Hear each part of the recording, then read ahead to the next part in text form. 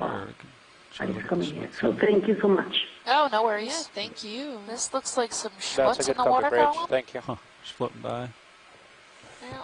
But it has stuff in it. Yeah, it could be like a slime, you know, feeding sack of some kind. Looks like we're coming up on the ridge here. Yeah, There's a little bit of structure to it.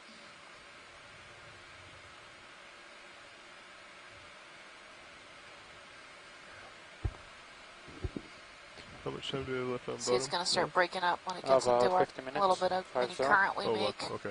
Yeah, we'll let it go video. Understood. Yeah. Alright, Schmutz. well, we can keep going. Oh, lonely whip over there. Oh, this looks like we're back in that area where there's potentially the unbranched bamboo coral. That there's one off in the distance, potentially. Can't make it out completely, but that's what we've been seeing that looks like that. This looks like you might be at the edge of this cliff here. We do see some relief up here.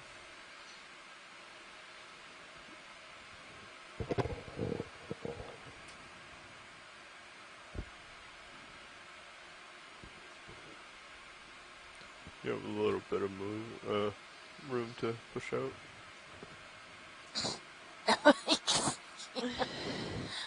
Mike Vecchione said you may think it's mucus, but it's not. For a second, I thought that was a typo. What was there, fish hanging out in there? So we're seeing a lot more coral rubble in this area, where we're back to seeing quite a bit more of active deep sea community life as far as corals go. Yeah. More chrysogorgia. There seems to be the clavularia. Clavularia, yeah. Or is that a fish? Oh, that one's a fish, but then in the back there's clavularia. Yeah, the Come in purple one. partial. Yeah. Hold that for a second. Okay, you come in further. Ooh, what is this? A dead I don't know. Huh. Yeah, it is weird. Yeah, I would probably put that as a sponge, but Yeah, I don't think I've ever seen a coral look like that, super alive or weird. dead. Maybe it's human debris, Yeah. like plastic. Bunched up string plastic. It doesn't. It's so It isolated. looks like and almost it has a root structure though. Yeah. It could be rope. See this? It's like rope. It's rope. It's frayed rope. Yeah. Okay. Oh, it has a knot there. Yeah. It's frayed rope. You can see that. Yeah. There's braiding over on the side. Yeah. Okay. Yeah, synthetic. All right. Might as well get a look at the fish, and then we'll head out. Wait for the ship to catch up here.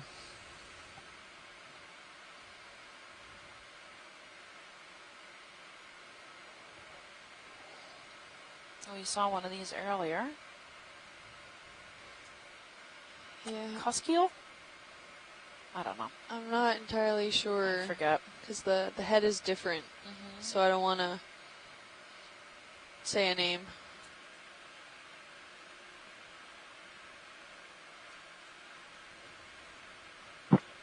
That chrysogorgia to the left of it has a very nice squat lobster genus called Europicus, big orange one sitting in it. Europicus. Okay, we'll check that out.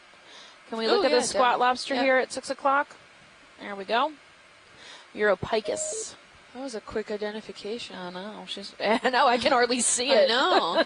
There's two There's of a them. little one, yeah. There's a teeny tiny one on the upper part. Come in. Oh yeah, look at him. Nice as squat lobster. Little teeny tiny guy, too.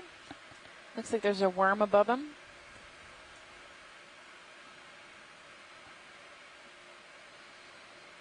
Okay, co-pilot. That move should have. I'm pretty sure it ended. Okay. Copy that. Thank you, Bridge. Say Move tilt down. complete. Once it's done looking here, we'll have them push out a little bit, find that ridge, and then we can pop me to the east side of it. Probably just another 20, 30 meters, maybe. Maybe more like 20. Sure. We'll let them do some exploring though. Copy. I wanted to get a close-up of this picture because you almost never see the juveniles. Oh, really? We can get a better shot. Can we get closer into that? A little bit, yeah. We're still in front of it, so let's zoom in. We're going to look at this juvenile squat lobster. If we can get a little bit closer. Do you want lasers though? Yeah.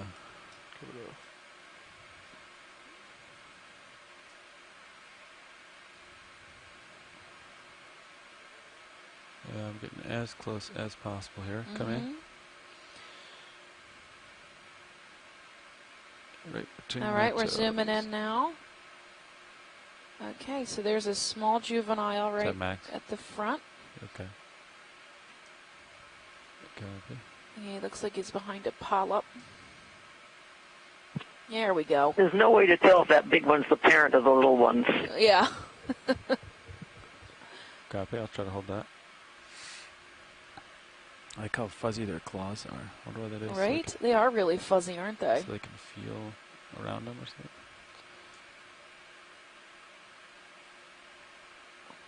Huh. All right, so there's the juvenile.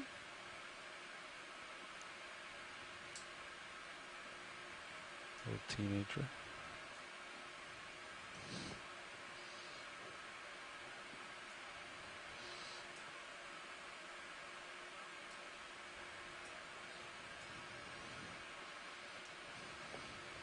Did you want some additional footage, Watchlead, of the juvenile, or was that sufficient? Yeah, that's probably okay. Okay. Mary's on a little bit of a delay, so she might chime back in and tell you to hold. But yeah, we got a minute, so we can stay on this. No problem. Zoom in a little. No, let's zoom in back on the little baby. Yeah. And we'll hold it for a minute while she looks at it. See if there's Look, it even has like little freckles on its cheek. So cute.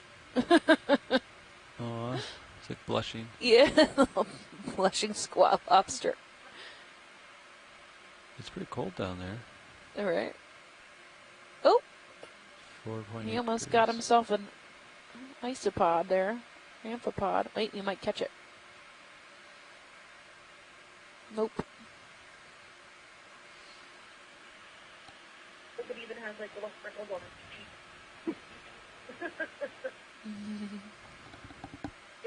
Is that enough footage, Mary? Yes, it is. You're good. This is probably Eurotychus nictus, which is the biggest of the bunch, but there are about 6 other species that you could find. Awesome. You can see even the little one has those tiny hairs on his claw. I can't believe we can see this with this camera. It's crazy.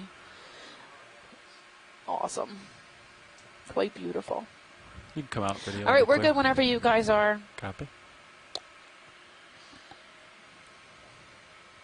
Thanks. All right. Let's find this ridge. So Ellen of Troy on Twitter said, "This has been the best expedition ever. Thank you so much." And then a bunch of little emoticons of marine life, squid and stuff. All right.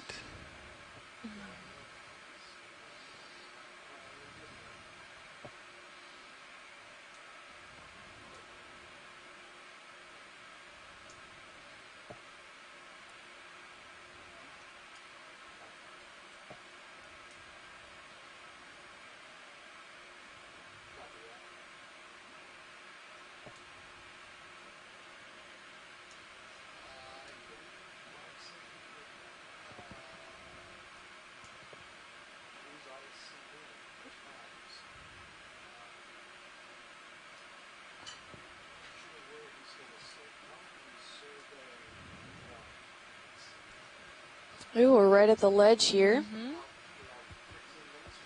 Definitely a lot more coral rubble than what we were seeing further interior.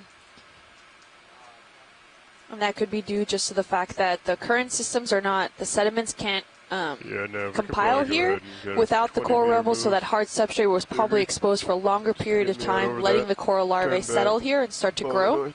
And then as the reef formed, it created more and more of that hard substrate and then trapped the sediments afterwards. but we're still seeing a lot of that exposed coral rubble, which is still that hard ground, semi-hard ground that a lot of these other corals can potentially then now grow off of. Where you're seeing a lot more of the softer corals and the chrysogorges, the very light, relative term, compared to what would be more of a robust scleractinian coral that would be growing on here, where likely after a certain point would teeter off and fall and possibly die. Follow this ridge northbound.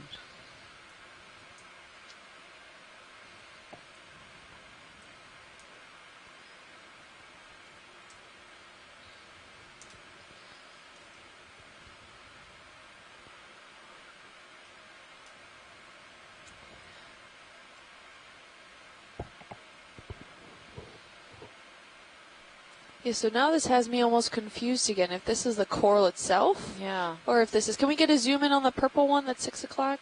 Yeah. Or if this is a coral taking advantage. I don't see any other standing coral this tall. Hello. How are you? No. Can you come in the purple one here? Except for the other purple one in the background. Right? Yeah, exactly. So I think this is its own framework. A living framework. Do they need lasers on it? I'm just not sure what. Turn them on, yeah. Fog lights? Yeah. You want fog lights, Caitlin? Anthothylidae? No, I think we're okay. Okay. All right. I think it's called. Scott said Anthothylidae. Something like that. Yeah, and it's got that robust base. This is the same one. Yes, this is definitely its own coral. Look at the polyps. Oh, yeah. Oh, there's a shrimp or somebody in there. Maybe a squat lobster in there. Anthothylidae, yep. Ooh, a brittle star. Moving its leg. Every time I see the polyps go in, I just think of... And this is related to the Victor Gorgia coral. That's the only purple... Well, that's one of the purple corals seen in the Pacific.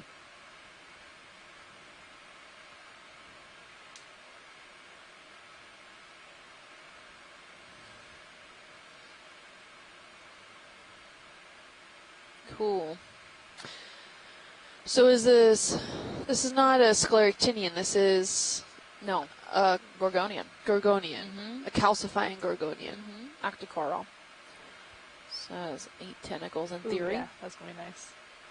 1, 2, 3, 4, 5, 6, 7, 8, yes. Proving your theory.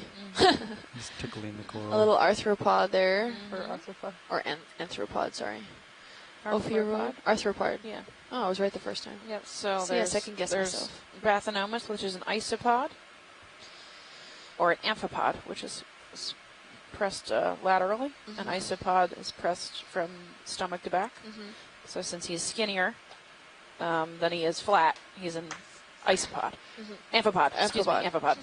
Just keeps messing with the coral. He's a sea cockroach.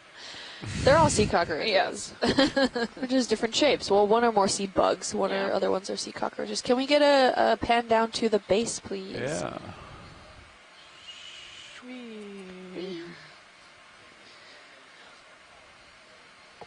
Yeah, there's a Pharia. That's a hexactinellid sponge. These are real common. We've seen quite a few of them. So I haven't seen any gorgonians that produce skeletons that are aragonite. Okay. And I wonder if in the literature there's someone that can prove me wrong. Please send me that paper. But I'm wondering now, given that the robustness of this skeleton, if it's precipitated, well, granted the robustness does not equal what kind of mineralogy it has, but I'm wondering if it's calcite or if it's aragonite. Is there a paper on this? Let me Google. Copy bridge, move complete. Alright, you can get a full specimen, I think. Okay. Coming out. Yep, there's another swifty in the background, that red one. Red Is sparse this a branch. species that is known here, or? I'm not sure. I mean, we've seen quite a few here, and maybe it fooled us into thinking it was Clavularia. Yeah, Swifty. Yep, that's Swiftia. Alright, Ready? we keep looking. Video's clear. Alright. And video's going to switch out. Copy, thanks, Caitlin. Okay, looking down to 6'9". I could start swinging towards the north if you'd like. Yeah, go for it. Coming over. That move's almost complete, as said, but I think I was feeling quite a bit of swing after the move stopped. All right. We'll see where I settle and maybe bump out another 10 meters.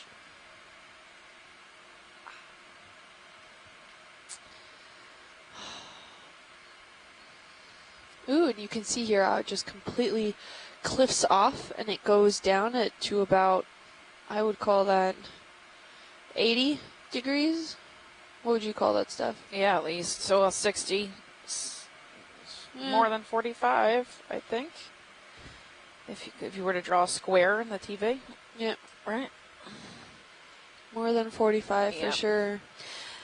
That's the edge of this escarpment. Yep. Sorry, go ahead. The good doctor has a question. You mentioned some of the animals you bring up to the surface stink pretty bad.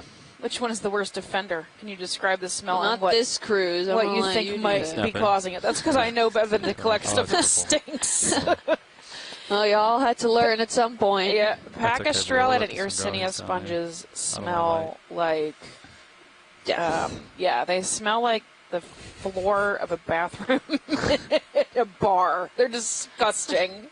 It's really like almost acidic smelling too. So yeah, we have a name. We make fun of Pacastrelid sponges and we call them Pucastrelid because they smell like vomit. And we try not to collect them because they smell so bloody awful. Nobody wants to process them. I am one of those. Yep, I think that's the worst offender I've come across is the Pucastrelid sponges.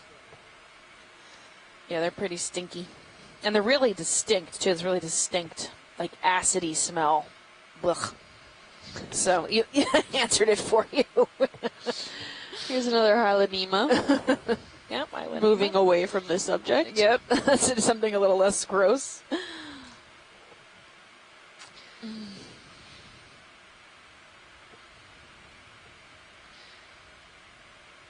I'm not seeing any papers posted about what the mineralogy structure of the skeleton is. Maybe you could do it for your postdoc. I am looking for a job. Yes. I might as well say that as we're wrapping up here. And you can find Kim on LinkedIn. It's Kimberly Galvez from University of Miami. She needs employment. Snap the fish. She's graduating her PhD next week. In geology? What's it specifically on? Well, it's marine geology and geophysics. Okay. Is the degree, and I study specifically deep water corals and deep water carbonate systems and the cold water coral mounds associated with that and their development through time. We can start heading northbound. I want to get. So here's my official recommendation endorsement of Kimberly Galvez for any position you might have for her. She's a wonderful, wonderful roommate. 020. I appreciate that. Yes, it's fun at the sea. Some people can't handle this. I know. You know. So Kim did really well. This is your first cruise? This is her first research cruise. Yep. She did really well on her first cruise. Really pleasant. It's gonna be range 20 Fun to be around. She's a team player. She's a team player. Speed 0. And you can tell she's super smart. Because she says a lot of stuff I don't understand. Good copy. It depends. Well, we're looking at a nice rat tail here. And it's different because it doesn't have that like helmet face that the other one Yeah, so this one's Nizumia. We see this one a lot more often. Yeah. Okay. The other one was a different species. It's probably a different genus. Okay. We have All right, Brian, you come Swiftia, Chrysogorgia. All along these more denser now accumulations of coral rubble and some standing framework systems. No, you're good. I was just looking at the fish. Oh, have we seen this? Oh, we have another one of the pipe cleaner corals. Antipetherian. This is a black coral there. We're not really sure what it is. We thought maybe Tennisidopathes. Usually when I see Tennisidopathes, it's much more loosely branched. This one is very tightly branched with that, like the individual, within the individual, branches. Well, actually, this is Nav. Yep. Happy. Just letting you know, we have about 30 minutes left of the dive. 30? Yeah. Come in. Oh, I thought we were coming up at 3:45. No, it's gonna be a little bit later. Okay. About 3:50. About 3:50. Okay. Okay. 3:50. Yeah, between 3:50 and 3:55. Okay, no problem. Thanks. So we're getting towards the end of our dive here. Perfect. There's a nice gastropod too, a little shrimp. Oh, yeah.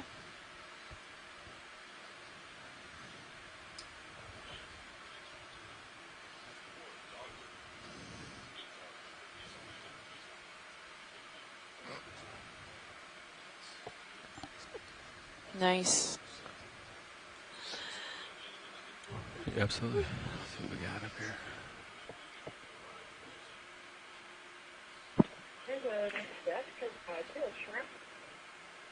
The shrimp is Basie palamonella. What is it called? Claw. Oh, Basie palamonella. Oh man. Okay. Can we zoom in on this shrimp here? Yeah, you can snap it. There you go. We got a better zoom there for you, Mary. Yeah, so is that... What am I looking at? Yeah, it's protruding from his body. Something that doesn't look like a claw anymore. Mm-hmm.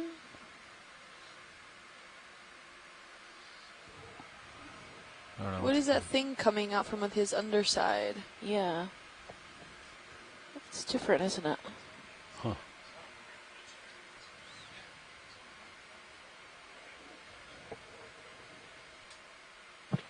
I've heard it called a long-clawed shrimp. Long-clawed shrimp. Dude, he has this... Yeah, it looks really weird, this, like, Maybe protrusion. Maybe it's been snapped off. Yeah, it's odd. Yeah, maybe that's what I'm saying is a severed hand or something. A severed claw. What? You're looking at the mouth parts of like zillipeds, and the claws on these guys are bent backward. Naturally. Yeah. Oh, he's neat.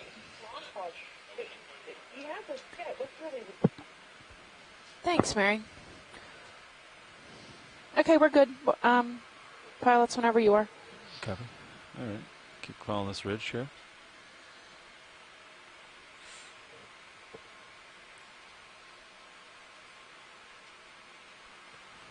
Yeah, Nav, I'm pretty comfortable with where I am now, so next moves can just follow this ridge as we go north.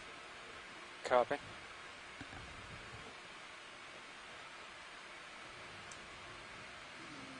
So like a 340. If and Kimberly, Hey.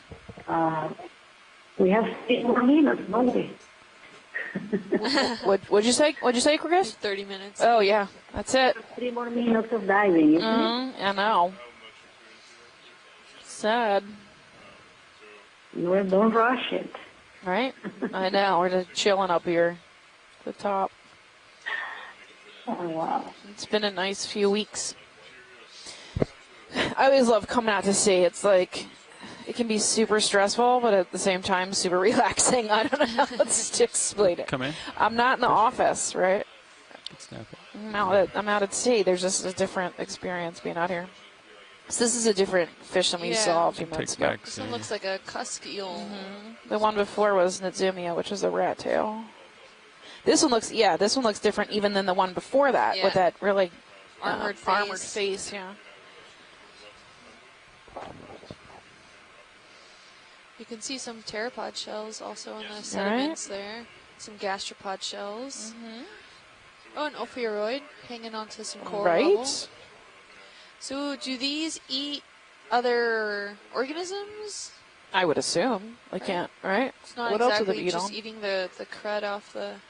No, his mouth is too big for that. I'm sure he's probably a bottom eater, maybe crustacean eater. Maybe some mollusks too. Mm-hmm. Could be mollusk eater. Put on the fish here, and then we'll keep going. Could be a scavenger, right? Where they're just gonna eat like chopped up pieces of that the squid got. I remember the squid was like raining down fish heads the other day. Yeah. All right. I'll grab lasers with it. Another Swiftia, I think there. Next video.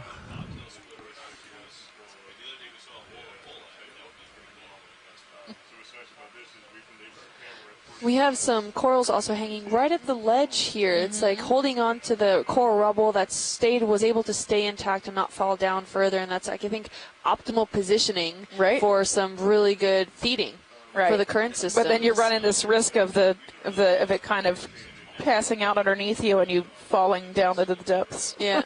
It's kind of a dangerous place to be. Yeah. Living on the edge. Have another crinoid there also. There's an Ametra. And then maybe a bamboo coral at 9. That looks a little different. The live robust one at the Left, right to the left a little bit. Yeah, almost dead center. Yeah. We'll get up close and personal video of this one. Okay, come in. Yeah, I think this is a bamboo. If we get in close, ooh, you can see a little better. Yeah, bamboo. Could take more if you got it. Ooh, nice. All the polyps are facing in one direction. Yeah. Seemingly not towards the ledge, but towards actually the plateau. Which actually is right. That's how the current is coming. Right, over the top, right? It comes over the top. Going from west to east. Polyps are highly extended. It's great feeding time. Little amphipod. There's some sediment that's going to blow in here pretty soon. That's the way it goes sometimes. There's some small hydroids or dying hydroids at the bottom.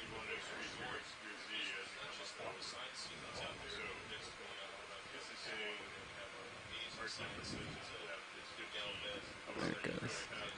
That was a here's really a nice Xenometra. crinoid. Yeah, that one is that more robust purple that I was talking about before, and this one has the wispies at the end. Yeah, they're really pinnules that just don't have any. Yeah, like the bald stalks, right? Yeah, yeah. they're pinnules at the end of those. Here's a chrysogorgid. Yep. With a crustacean. There's squat lobster in there. Another heterotilla. Nope, Hylanema. Zoanthus on the stalk. You know it's bad when the geologist corrects you on the sponge there.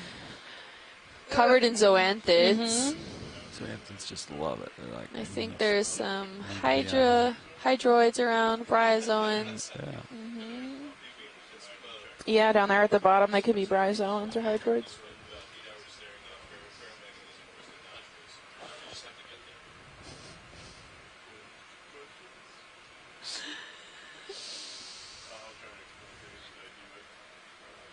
Right. Here's a little crab there. Too fun.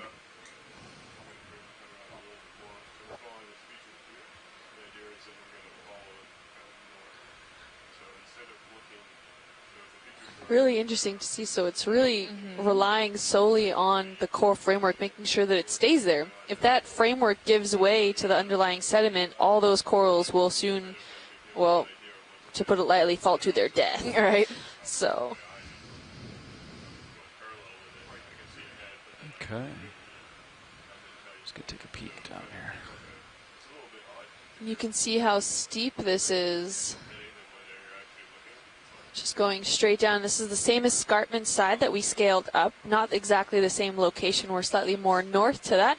But we scaled up this at about midway through the dive. We had the first two mounds that we saw had some cold water coral communities on them. We had a lot of rubble on them as well as some sediments. So the development of a mound, we're not sure how long. That all relies on that kind of dating relies on what kind of dates we're looking at the sediments as well as the underlying substrate that's there and how long these corals actually grew for and then when they died. So it didn't seem like it had extreme active growth still on them, but I think we could still call them at least the beginnings of a cold water coral mound here. Look at this. Like, it looks like bioturbation, but it's solidified in the, right? It's like the holes have broken up. Looking at tunnels possibly. Bioturbated tunnels. Yeah. That could have greatly contributed to the fact that it was diagenetically altered. We have another one of those unstocked or unbranched bamboo corals potentially. Can we get a quick snap zoom? Get a little closer here for us. So Maggie McG84 on Twitter said, at Deep Sea Nerdy and at Ocean Explorer, thank you to the scientists and ROV pilots and everyone on the Okeanos for sharing the past few weeks. It's been an amazing experience to watch, listen, learn, and discover the things you've seen, a beautiful world we live in, and an experience to remember. So thank you. That's so nice. Thank you. Take more if you got We it. really appreciate being able to make this happen. Oh, yep, that is a bamboo coral. So some of these nodules don't look evenly spaced, which is really interesting.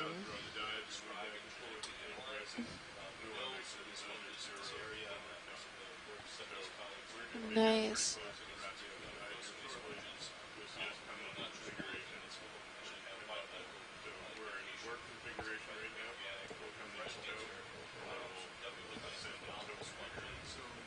Nice, thank you, pilots. Oh, look at the end. It's kind of cleaned off.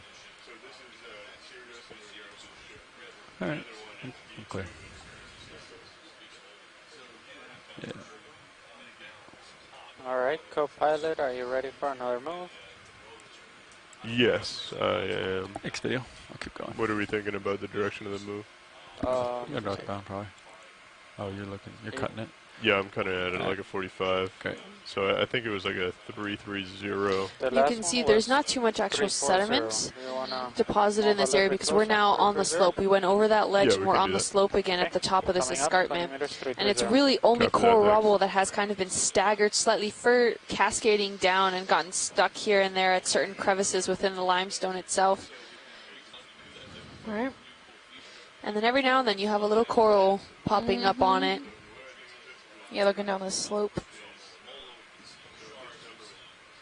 All these white sections could be some from bioturbation. This is the underlying sediment that's been stirred up.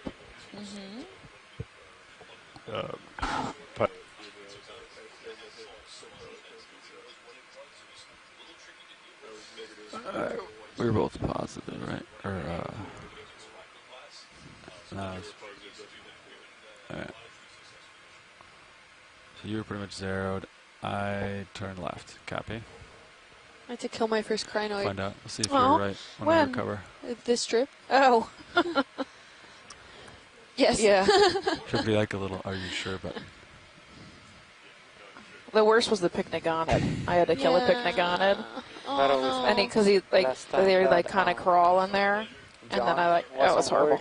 Those are sea spiders. Yeah, sea spiders. I've never done it. He was collected for DNA. They're going to map the genome, maybe. Get your fingers that close. I didn't do it. It was in the name of science. Yeah, it wasn't just a random. This is a touchscreen. We don't spree kill here. Yeah.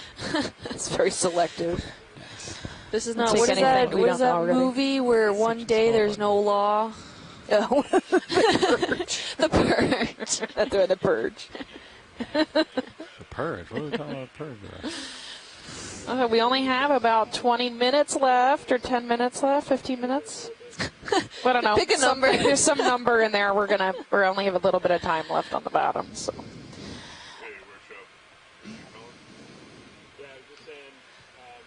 Who's the workshop? I don't know.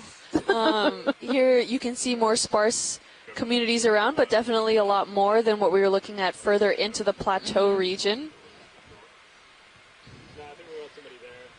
Another one of those purple. Anthophylidae. Anthophylidae. Had it right the first time. Yeah, that sounds good. And definitely also sponges. So on this, we had, besides our little, blip of weather issues, which lasted way too long for my taste, we had some really successful dives, I think, on this cruise. We found 2 brand new Lophelia reefs that were outside the habitat area of particular concern on data that was just mapped, the week before. And there was actually probably 4 or 5 more mounds just right in that area outside the habitat area, a particular concern, the unprotected area. And then even more mounds a little to the south east of that area. So there's the potential to have quite a few more of those really productive Lophelia mounds in that spot. We've collected, I don't even know how many specimens at this point, but at least maybe 10 or so of them might be new species, maybe more than that. Potentially. It looks like we have Inelopsamia up here, this yellow. We have about 4 meters left. On the edge. Headed that way. That's a scleractinian coral, true coral. We saw mola mola. We saw sharks. We saw a bunch of Dumbo, at least 2 Dumbo octopus. Is that it? 2? Yes. Yeah, 2 Dumbo octopus. Yeah, and a bobtail squid. Purple guy. Yep, and one that was thought to be totally pelagic, but actually we found it on the bottom. Yeah. Dust following me here. So that would be a behavioral modification. We collected a few sea stars that are either new species or extensions of species, one of which was eating a hexactinellid undefined sponge. It was a carnivorous sponge. Oh yeah, that one was a carnivorous sponge. Yeah, and then we found a crab or a lobster eating a potentially new species of sponge as well that we had just previously collected. Eating it or holding it or hanging out with it. We're not sure what it was doing, but it had it grasped within its claws. This is a beautiful Antholidae. Antholidae. Looks like that one polyp grabbed something over there. See that? Yeah. Really beautiful color. And again, these colors, why these corals are these colors? From we have that Inelopsamnia rostrata, bright yellow. We have some highlighter yellow sponges. We have some Swiftia, which are red, which are right below there. You can see on the screen now. And purple and white and orange. And, I mean, it's not well established on why certain corals are certain colors. Yeah. And, it's really interesting to see. Yeah, something about the chemical balances potentially in the tissue makeup or something is causing it to have these colors, but it's not entirely known as to why. We'll zoom out of here. Head over to this big guy. And I think it'll be a truly great day if there's a day that comes that someone can prove that. And just as I was talking about them, here we see it again, that yellow coral, Inelopsamnia. I don't think that is. You snap the fish. Ooh, yep, that is Nizumia maybe? Oh, nope, that's the other one we saw. Oh, it's different though. Yeah, it's got a more of a robust head. And it has, look at its pectoral fins. It has then barbels on the pectoral fins. Oh yeah, look at that. And it has, I don't know, some nostrils? Looking thing in front of the eyes. Yep. Some standing dead coral. And then Inelopsamia on the top rim.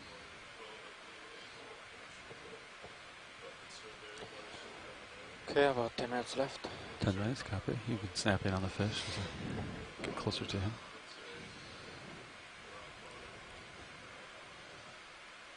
So we're coming to the end of our dive here. We want to thank you all so much for joining us. We really appreciate the support and the responses on social media. We tried to get as many questions as we could. Copy bridge, move If complete. you don't know about it already, you can follow us on Facebook at Ocean Exploration Research or at Ocean Exploration Research-Education or on Twitter at Ocean Explorer. Use the hashtag Okeanos. Or on Instagram at NOAA Ocean Exploration. Or you can follow me at Deep Sea Nerdy on Twitter or at Deep Sea Nerd on Facebook and Instagram. And you can catch Kim at Deep Sea Kim on Instagram. You can also share the video feed, which is oceanexplorer.noaa.gov. That's on there. All right. I'm gonna go So visit our website. And on that website, we also have all the available photographs and video clips. All this is public data, so if you want any more information about them, there's also resources for teachers if you want to use our material to teach a class or teach your students. That's all available. You can also learn more about us and us individually and all the ROV pilots. There's a little Meet the Explorers section. Yep. And if I don't know if you've been seeing them coming across the social media feeds, but our video team here, I think there's 6 of them. They work really hard to make these beautiful videos and photographs look amazing, and they put together video clips, which are then shared on social media and also available on the website, so you can see them. Keep an eye out. There'll be a few more coming out the next few days. They take a little while at the end of the cruise because we're wrapping up here. What else? Beautiful colors here. Right. Yeah, so for this last dive we're at dive 12 of our cruise. We didn't get to achieve all of our dives, like Steph said, because we had some weather issues and we had to escape the Blake Plateau and come back down, and that's when we started diving in the Straits of Florida. I think we have some scleractinian there. Can we zoom in on the bottom at 6 o'clock? Yeah. Madreporta, maybe? Yeah, it looks like it. Come in.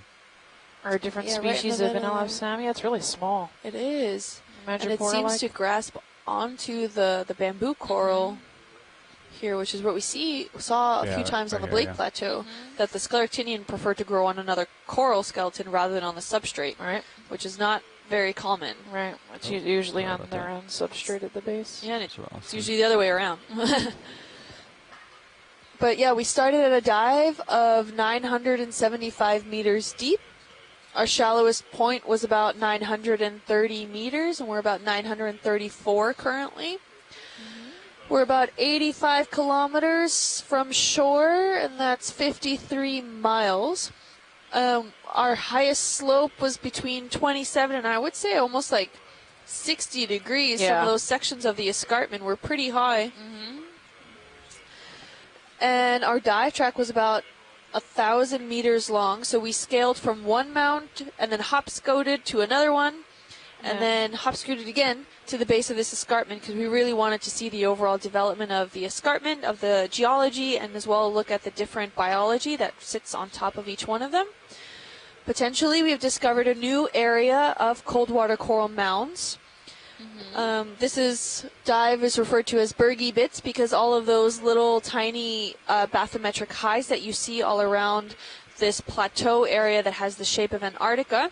We're looking at, just by looking at two of them, it looks like to see either the beginnings of developments of cold water coral mounds or already established mounds. There's a lot more work to be done just in this area alone, but we will continue to explore in the future. Hopefully you enjoyed our time with us here today and throughout this cruise. We're sad to be wrapping up this last dive here, but we're happy to have been part of it, and hopefully we get invited back. Yeah, for sure. Becoming Invisible on Twitter says, big thanks for letting people look over your shoulder and listen to you and offshore scientists as you explore. So incredible. Also to the ship's crew and ROV crew who make it possible. So much behind the scenes work. Hope to hear you all again next season. And Urban Space X-Man says, thank you, Ocean Explorer and at Deep Sea Nerdy and the crew for some great dives. Can't wait for next time. All the best. And a special thanks to the ROV crew who have shared the sometimes not so direct route to their jobs. Such an inspiration to young people. So that was from Becoming Invisible. Absolutely. And again, just a big thanks to NOAA, the OER team, the whole program in its own, the NOAA Corps that navigate the ship and run the ship, the ROV teams, everything that's possible, and the telecommunication that's available on the ship so we can reach out to our onshore scientists so they can participate and let us know what we're looking at, because we just can't have, there's not enough room on the ship to have experts of everything down here, and you'll never know what you're going to come across. So being able to have that direct communication with onshore and is invaluable. Yeah. And we get to really see it, what it is live with these ROVs versus other times there have been just a million pictures taken and then you have to find out afterwards what it was. And they're not exactly the highest quality images, but here we really get to zoom in and take that high resolution image and video and really get a good perception of what it is. And we're community-based research, so any scientists can always have their input, send in their input, what they want to see, what they're looking for. If it's a community-driven project, we can collect samples, we can take measurements. There's so much to offer for these programs and expeditions, and any scientist on shore can really recommend where we go and what we see. Yeah, and if you are an onshore scientist who study deep sea or anything in the ocean and you want to be involved, you can actually reach out to Ocean Explorer NOAA, oceanexplorer.noaa.gov, and you can sign up to be part of our science team. You can either suggest sites we go to, or you can actually just chime in and help us identify stuff online, or even call in like Chris Maw and Chris Diaz and Mary do. Here's one big one. And Scott and everybody who's been helping us. We really appreciate the input and the corrections because we can't get everything right. So thank you so much for helping. We really, really appreciate it. We are community driven again, so come be part of the community. We're happy to share it with everybody. And if not common, I get to do that. Yeah. And if you're in undergrad or grad school or anything, there are great programs associated with deep sea research and NOAA in general that you can always apply for and potentially be on one of these ships as an intern scientist or a scientist yourself. I am just finishing up my graduate program, so here I am getting to lead one of the science expeditions here along with Stephanie as a geologic science lead. And it's an amazing experience. I wouldn't trade it for anything. So my first time on this ship was an intern as on the mapping team. And I had to do a night shift, and then my second time I got to be a science co-lead in 2014, and then this time I got invited again. So it's perfect. I mean, if they like you, they keep inviting you back. So so if you liked our commentary and had fun with us this past month, please let Ocean Explorer know on Twitter. We love the great feedback. We hope you really enjoyed hanging out with us. I had a really good time. I am looking forward to Key West. And my husband's birthday is today. So thank you, Mikey. Yes. Happy birthday. Happy birthday, Steph's husband. I miss you. We'll be home soon. Yep. Yeah, we'll see all of you guys at the next round. We hope you guys had a great time and as much fun exploring as we have. Yeah, so this is a phenomenal program. And this is the last dive of this season. Yep. So everyone's going to go into shore, and you guys are coming back out in April. Is that true? April or May of next year. Just keep an eye on social media. They'll post their next season as soon as they know when they're coming back out and where they're going. A lot of that's community driven, so it depends on what the community wants as to where the ship ends up. Yep. So it just depends on where the research is needed and who's engaged at the moment. Yep. I'm not really sure what they're doing next year. So send in your forms. That's right. Can have an influence on where the Okeanos goes next. Sure can. This is a lovely sight at the end. We get to see so many different kinds of sponges and corals and fish. Oh my. Fish. Yeah. Right.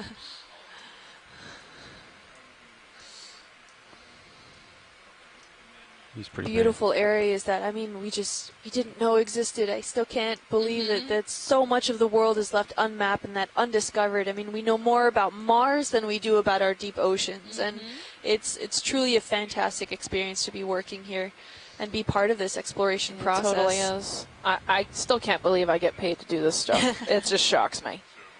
Come on a little bit. I guess, 8 years in college and graduate school. Right. Took forever. But, yeah. Watchlit, this is now. Yep. Just letting you know this is the end of the dive. Okay. Sounds good. Thank you. So we're coming off bottom now. Confirming the total end of this dive. So that's end of dive, end of cruise. End of season. End of season. Have a wonderful holiday season, everybody. And hopefully we'll see you next spring. Please join us, and you can follow us on Twitter and Instagram. I'm at Deep Sea Nerdy and Twitter, and Deep Sea Nerd on Instagram and Facebook. And Kim is at Deep Sea Kim.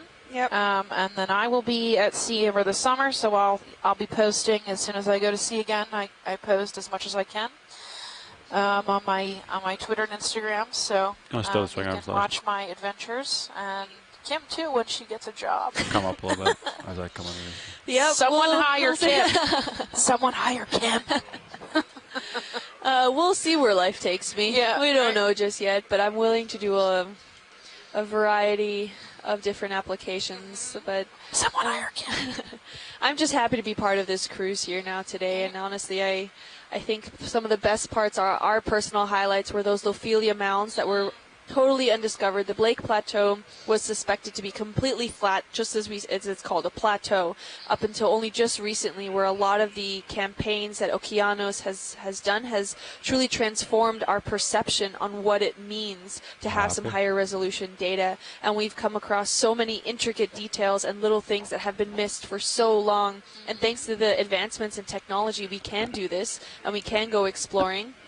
Yeah, and Art find everything. Art, one of our video engineers, put together a nice long form video. It should be on the website at some point on oceanexplorer.noaa.gov on the highlight reel that explains how we found those mounds and how mapping played a huge role in that. So, big thanks to Shannon and our mapping team too, who work nights, which is brutal. So, yeah. Yeah, so some cruises are optimized for mapping and where they only take some multi-beam data, and then other cruises are used for ROV and research mapping. And mapping. So ROV work is done during the day, local times, wherever the ship may be. And mapping is usually conducted overnight, where then the ship can really take over and start to just plan a certain route and map those certain areas. So, well, we're really happy you could join us. Yeah. We hope you keep following the Okeanos Explorer and all of its adventures. And keep discovering with us. Yep. And we will hopefully see you all next spring. Yeah. So have a wonderful holiday season. Bye, everybody. Happy holidays, everyone. Bye, everybody. Bye. Signing off for the last time here. Thank you so much, Chris, for all your input. It was super amazing and helpful, and same with everybody else. Zoom in a touch. Gets super crisp. I'll talk to you all later. Thank you. Always zoom down. Thank you so much. Thanks. Bye. Yeah. It's kind of.